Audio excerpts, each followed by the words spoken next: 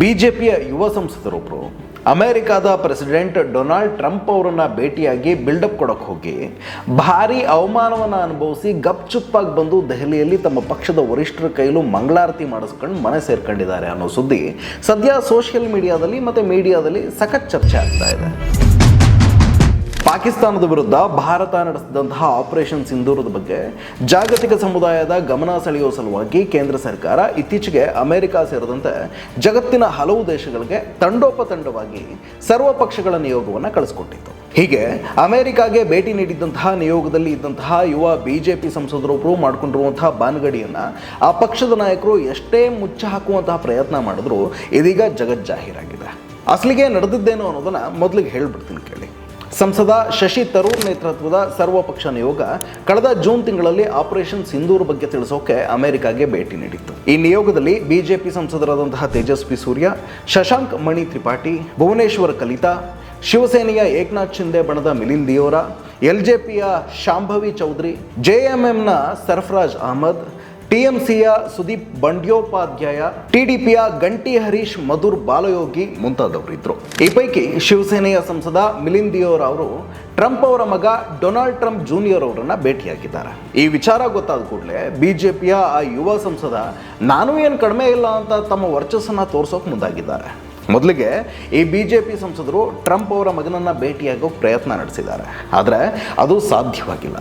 ಆಗ ಮಗ ಸಿಗದಿದ್ರೆ ಏನಾಯಿತು, ನೇರವಾಗಿ ಅಮೆರಿಕಾದ ಪ್ರೆಸಿಡೆಂಟ್ ಆಗಿರುವಂತಹ ಅವರಪ್ಪ ಡೊನಾಲ್ಡ್ ಟ್ರಂಪ್ ಅವರನ್ನೇ ಭೇಟಿ ಆಗ್ತೀನಿ ಅಂತ ತಮ್ಮ ಸಹೋದ್ಯೋಗಿಗಳ ಹತ್ರ ಹೇಳ್ಕೊಂಡು ಬಿಲ್ಡಪ್ ಕೊಟ್ಕೊಂಡಿದ್ದಾರೆ. ಹೇಗಾದರೂ ಮಾಡಿ ಮಿಲಿಂದ್ ದಿಯೋರಾ ಅವರನ್ನು ಮೀರಿಸಬೇಕಲ್ಲ. ಅದಕ್ಕೆ ಅಮೆರಿಕಾದಲ್ಲಿರುವಂತಹ ತಮ್ಮ ಆಪ್ತರ ಸಹಾಯದಿಂದ ಹರಸಾಹಸ ಪಟ್ಟು ಫ್ಲೋರಿಡಾದಲ್ಲಿರುವಂತಹ ಟ್ರಂಪ್ ಅವರ ಖಾಸಗಿ ಎಸ್ಟೇಟ್ ಮಾರಿಯಲ್ ಲಾಗೋ ಒಳಗಡೆ ಪ್ರವೇಶವನ್ನು ಪಡೆದಿದ್ದಾರೆ.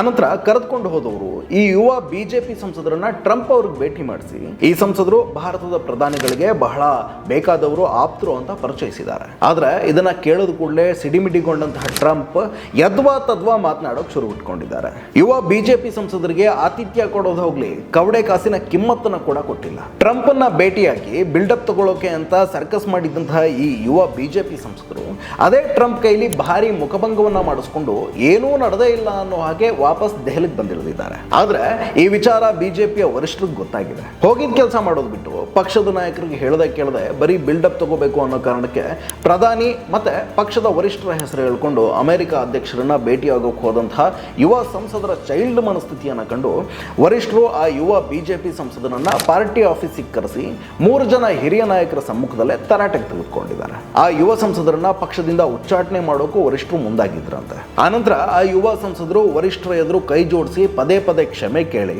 ಮನವಿ ಮಾಡಿಕೊಂಡ ನಂತರ ವಾರ್ನ್ ಮಾಡಿ ಕಳಿಸ್ಕೊಟ್ಟಿದ್ದಾರೆ ಅನ್ನುವಂತಹ ಅಂಶ ಕೆಲ ಪತ್ರಿಕೆ ಹಾಗೂ ವೆಬ್ಸೈಟ್ಗಳಲ್ಲಿ ವರದಿಯಾಗಿದೆ. ಆದರೆ ಬಿಜೆಪಿಯ ಯಾರೊಬ್ಬರು ಈ ಘಟನೆಯ ಬಗ್ಗೆ ತುಟಿ ಪಿಟಕ್ಕಂತ ಇಲ್ಲ. ಮುಖ್ಯವಾಹಿನಿ ಮಾಧ್ಯಮಗಳಲ್ಲೂ ಈ ಸುದ್ದಿಯನ್ನ ಕಡೆಗಣಿಸಲಾಗ್ತಾ ಇದೆ. ಆದರೆ ಸೋಷಿಯಲ್ ಮೀಡಿಯಾದಲ್ಲಿ ಈ ವಿಚಾರ ತುಂಬಾನೇ ಚರ್ಚೆ ಆಗ್ತಾ ಇದೆ. ಅಮೆರಿಕಾದಲ್ಲಿ ಭಾರತೀಯ ನಿಯೋಗವನ್ನ ಪ್ರತಿನಿಧಿಸ್ತಾ ಇದ್ದಂತಹ ಈ ಬಿಜೆಪಿ ಸಂಸದ ತನ್ನೆಲ್ಲ ಜವಾಬ್ದಾರಿಗಳನ್ನ ಮರೆತು ರಾಜತಾಂತ್ರಿಕ ಶಿಷ್ಟಾಚಾರವನ್ನು ಗಾಳಿಗೆ ತೂರಿ ತನ್ನ ಒಣ ದೊಡ್ಡಸ್ತಿಕೆಗೆ ಭಾರತ ಮತ್ತೆ ಭಾರತದ ಪ್ರಧಾನಮಂತ್ರಿಗಳ ಹೆಸರನ್ನ ಬಳಸಿ ಟ್ರಂಪ್ ಭೇಟಿಯಾಗೋಕೆ ಯತ್ನಿಸಿ ಟ್ರಂಪ್ನಿಂದ ಮುಖಭಂಗಕ್ಕೊಳಗಾಗಿ ಬಂದಿದ್ದು ಇಡೀ ಭಾರತೀಯ ಸಮುದಾಯಕ್ಕೆ ಅಂತಾರಾಷ್ಟ್ರೀಯ ಮಟ್ಟದಲ್ಲಿ ಮಾಡಿದ ಅಪಮಾನ ಅಲ್ವಾ? ಇದು ಕೇವಲ ಒಂದು ಪಕ್ಷದ ವಿಚಾರ ಅಲ್ಲ. ವಿದೇಶಿ ನೆಲದಲ್ಲಿ ನಮ್ಮ ದೇಶವನ್ನು ಪ್ರತಿನಿಧಿಸೋಕೆ ಅಂತ ಹೋಗಿ ಈತ ಮಾಡಿದಂತಹ ಬಾನುಗಡಿಯಿಂದ ಭಾರತೀಯರು ಅಪಮಾನ ಅನುಭವಿಸಬೇಕಾದಂತಹ ದುಸ್ಥಿತಿ ಬಂದೊದಗಿದೆ. ಇದರ ಬಗ್ಗೆ ಮೌನ ವಹಿಸುವ ಬದಲು ಆ ಯುವ ಬಿಜೆಪಿ ಸಂಸದನ ಮೇಲೆ ಪ್ರಧಾನಿ ಮೋದಿ ಶಿಸ್ತಿನ ಕ್ರಮವನ್ನು ಜರುಗಿಸಬೇಕು. ನಮ್ಮದು ಶಿಸ್ತಿನ ಪಕ್ಷ ಅನ್ನುವಂತಹ ಬಿಜೆಪಿ ನಾಯಕರು ಕೂಡ ಈ ವಿಚಾರವನ್ನು ಗಂಭೀರವಾಗಿ ಪರಿಗಣಿಸಬೇಕಿದೆ. ಸಚಿವ ಪ್ರಿಯಾಂಕರ್ಗೆ ಕೂಡ ಇದೇ ವಿಚಾರವನ್ನು ಪ್ರಸ್ತಾಪಿಸಿ ಟ್ವೀಟ್ ಅನ್ನು ಮಾಡಿದ್ದಾರೆ. ಜೊತೆಗೆ ಕೆಲವು ಪ್ರಶ್ನೆಗಳನ್ನು ಕೂಡ ಎತ್ತಿದ್ದಾರೆ. ಒಬ್ಬ ಸಂಸದ ಎಲ್ಲ ರಾಜತಾಂತ್ರಿಕ ಶಿಷ್ಟಾಚಾರವನ್ನು ಬದಿಗೊತ್ತಿ ಆ ದೇಶದ ಮುಖ್ಯಸ್ಥರನ್ನ ಭೇಟಿಯಾಗೋಕೆ ಸಾಧ್ಯವಾಗಿದ್ದು ಹೇಗೆ? ಈ ಬಗ್ಗೆ ವಿದೇಶಾಂಗ ಸಚಿವಾಲಯಕ್ಕೆ ಮಾಹಿತಿ ಇತ್ತ?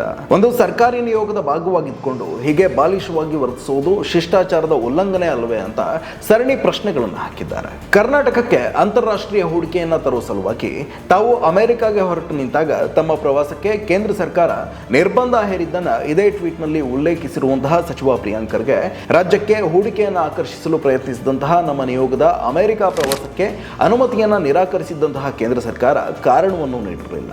ಆದರೆ ಬಿಜೆಪಿ ಸಂಸದರು ಒಂದು ಫೋಟೋವನ್ನು ತೆಗೆಸಿಕೊಳ್ಳುವ ಸಲುವಾಗಿ ಶಿಷ್ಟಾಚಾರವನ್ನೇ ಗಾಳಿಗೆ ತೂರಿದ್ರು ಕೇಳೋರ್ ಗತಿ ಇಲ್ಲ ಅನ್ನೋ ರೀತಿಯಲ್ಲಿ ಬರೆದುಕೊಂಡಿದ್ದಾರೆ. ಪಹಲ್ಗಾಮ್ ದಾಳಿ ನಡೆದು ನಮ್ಮ ಭಾರತ ಮತ್ತು ಎದುರಾಳಿ ಪಾಕಿಸ್ತಾನದ ನಡುವೆ ಇತ್ತೀಚೆಗೆ ಯುದ್ಧದ ಸನ್ನಿವೇಶ ಮಾರ್ಪಟ್ಟಾಗಿನಿಂದ ಅಮೆರಿಕ ಅಧ್ಯಕ್ಷ ಡೊನಾಲ್ಡ್ ಟ್ರಂಪ್ ಬಹಿರಂಗವಾಗಿ ಪಾಕಿಸ್ತಾನದ ಪರ ವಹಿಸುತ್ತಲೇ ಬರ್ತಿದ್ದಾರೆ. ಅದರಲ್ಲೂ ಆಪರೇಷನ್ ಸಿಂಧೂರ್ ಬೆನ್ನಲ್ಲೇ ಪಾಕಿಸ್ತಾನದ ಸೇನಾ ಮುಖ್ಯಸ್ಥ ಮುನೀರ್ಗೆ ಟ್ರಂಪ್ ವೈಟ್ ಹೌಸ್ನಲ್ಲಿ ಔತಣಕೂಟವನ್ನು ಏರ್ಪಡಿಸಿ ಭಾರತ ವಿರೋಧಿ ನಡೆಯನ್ನ ಅನುಸರಿಸಿದ್ರು. ಇವತ್ತಿಗೂ ಹೋದಲ್ಲಿ ಬಂದಲ್ಲೆಲ್ಲ ಭಾರತ ಮತ್ತು ಪಾಕಿಸ್ತಾನ ನಡುವಿನ ಸೇನಾ ಕಾರ್ಯಾಚರಣೆಗೆ ಫುಲ್ ಸ್ಟಾಪ್ ಹಾಕಿದ್ದು ನಾನೇ ಅಂತ ಟ್ರಂಪ್ ಡಂಗೂರ ಸಾಕೊಂಡು ಬರ್ತಿದ್ದಾರೆ. ಈ ಮೂಲಕ ಭಾರತದ ಪ್ರಧಾನಿ ಮೋದಿ ಅವರಿಗೆ ಮತ್ತೆ ಭಾರತೀಯರಿಗೆ ಅಪಮಾನ ಮಾಡ್ತಿದ್ದಾರೆ. ಸ್ಪಷ್ಟವಾಗಿ ಭಾರತ ವಿರೋಧಿ ನೀತಿಯನ್ನು ಅನುಸರಿಸ್ತಾ ಇರುವಂತಹ ಈ ಟ್ರಂಪ್ ಅನ್ನ ಈ ಯುವ ಬಿಜೆಪಿ ಸಂಸದರು ಭೇಟಿಯಾಗೋಕೆ ಪ್ರಯತ್ನ ಪಟ್ಟಿದ್ದು ಎಷ್ಟು ಸರಿ? ಅದಕ್ಕಾಗಿ ರಾಜತಾಂತ್ರಿಕ ಶಿಷ್ಟಾಚಾರಗಳನ್ನು ಪಾಲಿಸದೆ ಇಲ್ಲ ಸಲ್ಲದ ಸರ್ಕಸ್ ಮಾಡಿ ವಿದೇಶಿ ನೆಲದಲ್ಲಿ ಭಾರತೀಯರಿಗೆ ಅಪಮಾನವಾಗುವಂತೆ ನಡೆದುಕೊಂಡಿದ್ದನ್ನ ಯಾರಾದರೂ ಒಪ್ಕೊಳ್ಳೋಕೆ ಸಾಧ್ಯನಾ?